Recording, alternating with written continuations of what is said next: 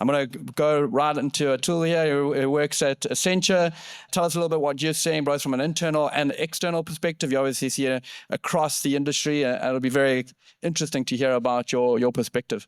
Great. Thanks, Kevin, and glad to be here. And yes, Accenture is AI forward in all our public pronouncements and the work that we're doing for our clients, and frankly, even for ourselves. AI is literally interwoven with everything that we do. I will start with your question, Kevin, on how are we transforming internally.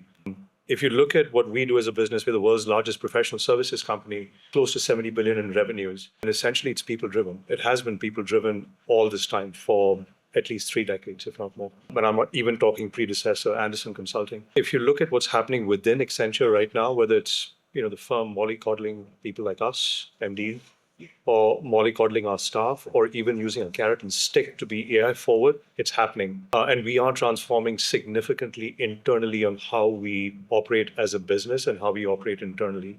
For our clients, it's changing. It's changing significantly. So as an example, a little bit about myself, 25 plus years of being a consultant.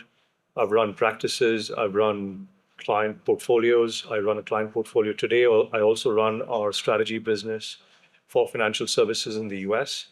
If I draw parallels using automation, whether it's AI, GenAI, NLP versus now, I'll give you 2 examples. So in 2018, 2019, for most of the people in the room, you'll remember there was a big event in terms of identifying exposures to LIBOR as a benchmark rate, and identifying where there could be situations where SOFR, as an example, could be used as a benchmark rate. So what you had to do was, and I'm sure some of the startup founders in this audience will relate, you had to go through covenants, you had to go through agreements, whether they were bilateral agreements or tripartite agreements, syndicated loans, etc., and identified counterparty exposure, right?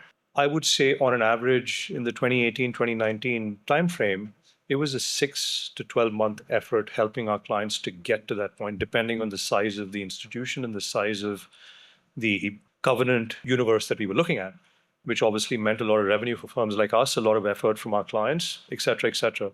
If I draw parallels with an example that was just given a few minutes ago, you could just put an LLM or a SharePoint and get to that answer. I'm simplifying it, but you could get to the answer fairly quickly. What's changing today is what we as a firm call process reinvention with the advent of AI and certainly agentic, where processes are being transformed to be largely agentic with humans in the loop.